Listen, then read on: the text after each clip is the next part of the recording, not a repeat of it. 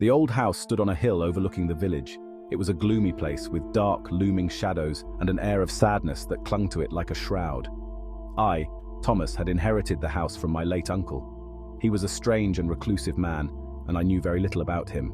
The day I arrived was a dreary one. The sky was overcast, and a light rain was falling. As I stepped out of the taxi, a cold wind whipped around me, sending a shiver down my spine. The house seemed to loom over me, its windows like empty eyes staring down at me. I pushed open the heavy oak door and stepped inside. The air was thick with the smell of dust and decay. Cobwebs hung from every corner, and the only sound was the creaking of the floorboards beneath my feet.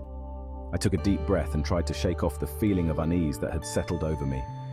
I told myself it was just an old house, and there was nothing to be afraid of.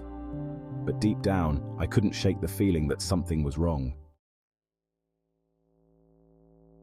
The first few days in the house were uneventful. I spent my time unpacking boxes and trying to make the place feel like home. But as the days turned into nights, strange things started to happen. One night, I was awakened by the sound of footsteps in the hallway outside my bedroom door. I lay in bed, listening intently. The footsteps were slow and heavy, as if someone was trying to be quiet. I got out of bed and crept to the door. I put my ear to the cold wood and listened. The footsteps had stopped. I stood there for a moment, my heart pounding in my chest. But there was no other sound. I told myself it was just the house settling. Old houses creak and groan, especially at night. But I couldn't shake the feeling that someone or something had been outside my door. As the days passed, the strange occurrences continued.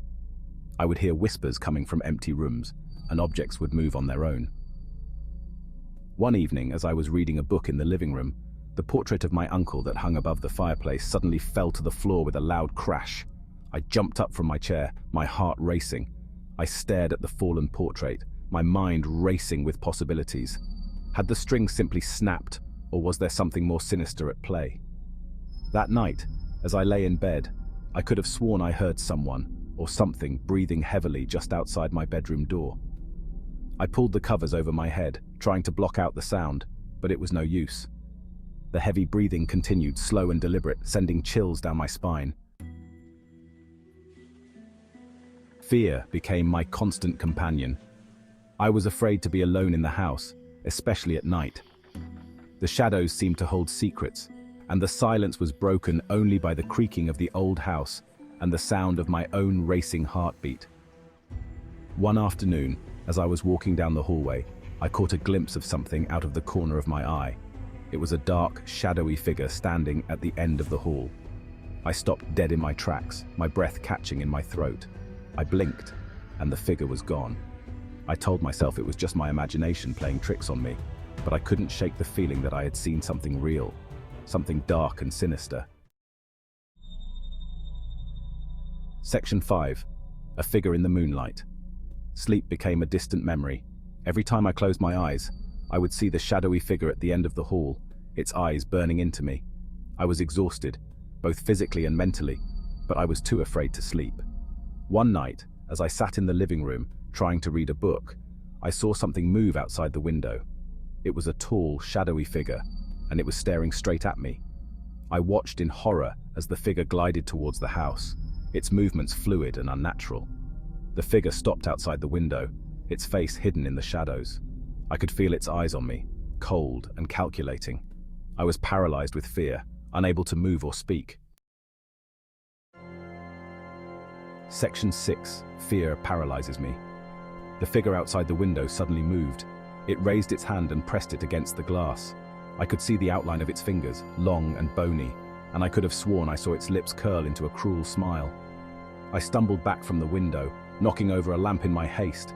The sound of shattering glass seemed to break the spell that had been holding me captive. I scrambled to my feet and ran towards the door, my heart pounding in my chest. I fumbled with the lock, my hands shaking uncontrollably. I could hear the figure moving outside, its heavy footsteps pounding on the wooden floorboards.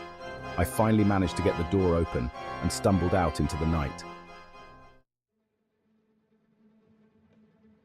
Section 7. Running for my life.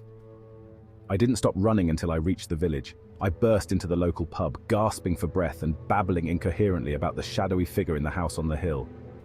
The locals listened patiently to my story, their faces a mixture of concern and amusement.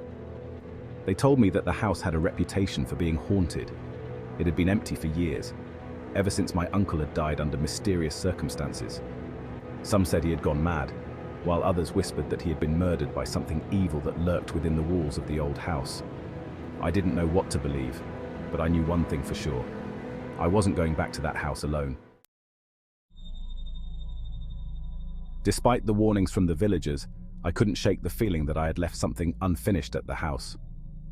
So, armed with a flashlight and a newfound determination, I returned to the old house on the hill. As I stepped inside, the air was heavy with a sense of dread. The house seemed to be holding its breath, waiting for me to make the first move. I crept through the darkened hallways, my flashlight beam cutting through the shadows. I found myself drawn to the library.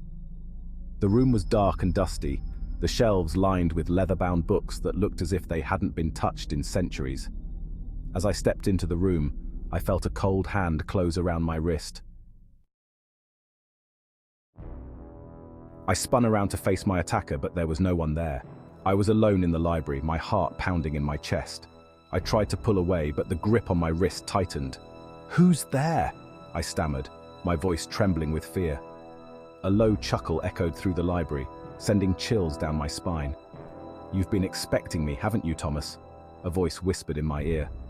I turned my head slowly, and there, standing in the shadows, was the figure from my nightmares. It was taller than I remembered, its eyes glowing with an eerie red light. Its skin was pale and gaunt, stretched tautly over its bones. The figure stepped forward, its grin widening into a grotesque smile. "Don't you recognize me, Thomas?" it hissed. "It's me, your uncle." My blood ran cold. This couldn't be true. My uncle was dead. I had seen his portrait fall from the wall. But as I looked closer, I realized that the figure was right.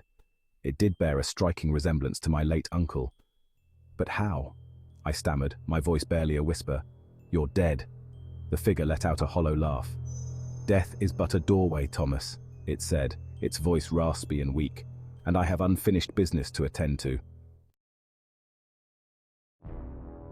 The figure's grip on my wrist tightened, its long, bony fingers digging into my flesh. I cried out in pain, but the figure didn't relent. It leaned in close, its breath hot and fetid on my cheek. "You see, Thomas," it whispered, its voice a low growl. "I never wanted to leave this house. I was trapped here, bound to this mortal coil by my own fear. But now, with your arrival, I am free." The figure's eyes glowed brighter, its grin widening until it seemed to split its face in two. "And you, my dear nephew, will take my place." As the figure's words sunk in, I felt a surge of terror unlike anything I had ever experienced before. I was trapped, doomed to spend eternity in this cursed house. I woke up with a start, my heart pounding in my chest, my flashlight rolling away from me. The room was dark and silent, the only sound my own ragged breathing. Had it all been a dream, a figment of my overactive imagination? I slowly got to my feet, my legs shaky beneath me. I picked up my flashlight and shone it around the room, but there was no sign of the shadowy figure. I decided to leave the house immediately. As I made my way down the hallway, I couldn't shake the feeling that I was being watched. I could have sworn I heard footsteps following me, but when I turned around there was no one there. I ran out of the house and didn't stop running until I reached the village. I never went back to the old house on the hill, but sometimes late at night, when the wind is howling and the shadows are long, I can still feel the presence of my uncle, watching me from the darkness.